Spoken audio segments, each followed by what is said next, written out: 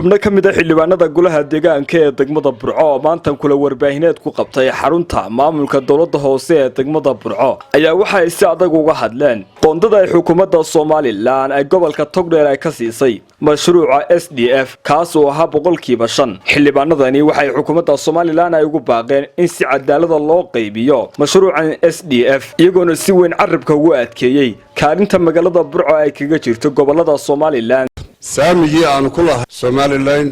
oo ay tahay gobolkii labaad ee magaalada madaxdii labaad ee Soomaaliland Burco taasoo maanta qaybiskii la qaybiyay sanduuqa horumarinta SDF-ka saamigii ay lahaayeen goboladu ay ugu hooseyso aanay degmo la mid ahayn anu waxaan leenahay wasaaradda qorsheynta iyo wasaaradda arrimaha gudaha wasaaradda maaliyadda inay arrinka ay dib ugu noqdaan waxaan leenahay si garsoora haw qaybi waa magaalada madaxdii labaad uma qalanto ayadoo aanu dulmanayno markii hore aanu ka dulmanayn miisaaniyadii aanu ku lahayn amba cashuurtii aanu ku lahayn gobolka oo loo beeriyay berbera oo aan dawladda dhaxay badan aanu ka hadalnay oo aan dhig sharq loo siinin taana waxaanu arkaynaa inaan gobolka wax xalaaleeyo wax loo hayay aanu jirin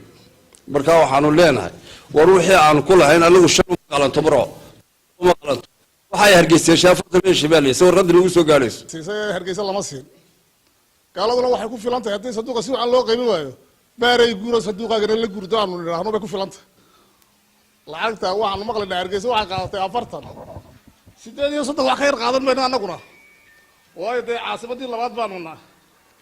suuragal maaha in gobolkii Togdheer la shan buu qaato markaa waxaanu nahay dee Puntland ma lihin Somaliland ma lihin islaamka la sheegayo marka la 100% qaata dee Somaliland ma lihin Puntland ma lihin waddankana naga hooyo Soomaaliland kana laga dhawaaqay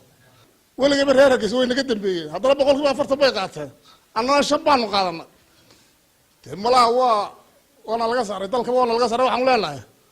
lacagta dadkii la celiya bay noo qaybiyo lacagta ma lihido ku suuragal ma aha in waxaasoo kale wax lagu qaybiyo 2018 sanduuqii SDF markii la qaybiyay 73% gobolada saddex gobolada galbeedka ayaa 73% yahay 23 wuxuu ahaa gobolada bariga iyo la isku siiyay oo dhan oo Burco ka mid tahay waxaan doonaynaa inaanu bulshada gobolka Togdheer bal loo fasilo waxaan ay ku heshay gobolka Togdheer 5% leh oo aanu la yaabnay qaybta ay heshay gobolka Togdheer oo helay gobolka Togdheer kaas oo aanu nahay ama Burco ay tahay caasimad labaadii Soomaaliland magaaladii ku xigtay caasimadda uguna xagga population kana uguna population badnayd marka laga tago caasimadda runtii waxaan u arkaynaa inaanay halka jirin cadaaladi waxaan leenahay xukuumadda Soomaaliland waa unfair ma aha cadaalad oo jeer horena way nagu dhacday sababta gobolka Togdheer loo daba socdo cadaalad la'aanta inta la eeg dawaanu ka yaabanahay anagu waa inuu ka jawaabo leen waxaan nasiib daraa wasiirka qorsheynta iyo wasiirka maaliyaddu waa wasiir baawra waa wasiir reer Togdheer waa Saacad Xaaji Cali Shire waxaan leeyahay maanta wasiir annagoo waliba cagahayga kugu nimaano oo cabanayna oo gobolka ka cabanayna dhibaatadiisana sheegayna inay maantana nusqaan ku soo noqoto inay tan sida qayb loo dhigo adigoo fadhiyay haddii aad fadhiyeen ka daba tegidaad leedahay